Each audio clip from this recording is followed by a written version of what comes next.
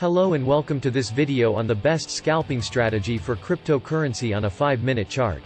In this video, we will be discussing 3 key indicators and their recommended settings for scalping.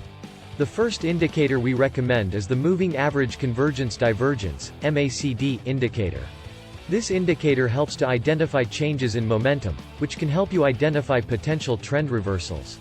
The recommended settings for this indicator are a fast EMA of 12, a slow EMA of 26, and a signal line of 9. The second indicator we recommend is the Relative Strength Index (RSI) indicator. This indicator measures the strength of a trend and can help you identify overbought and oversold conditions in the market. The recommended settings for this indicator are a period of 14 and overbought and oversold levels of 70 and 30, respectively. The third and final indicator we recommend is the Bollinger Bands indicator. This indicator consists of a centerline and 2 outer bands that represent the standard deviation of price movements. The recommended settings for this indicator are a period of 20 and 2 standard deviations.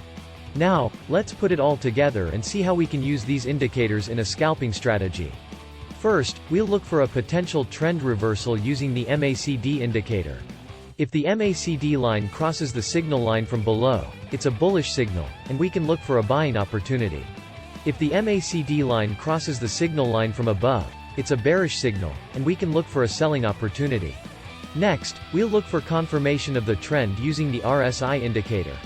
If the RSI is above 70, it indicates that the market is overbought, and we should consider selling.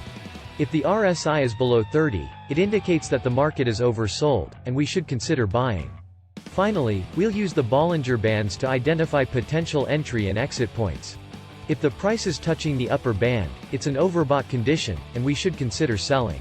If the price is touching the lower band, it's an oversold condition, and we should consider buying.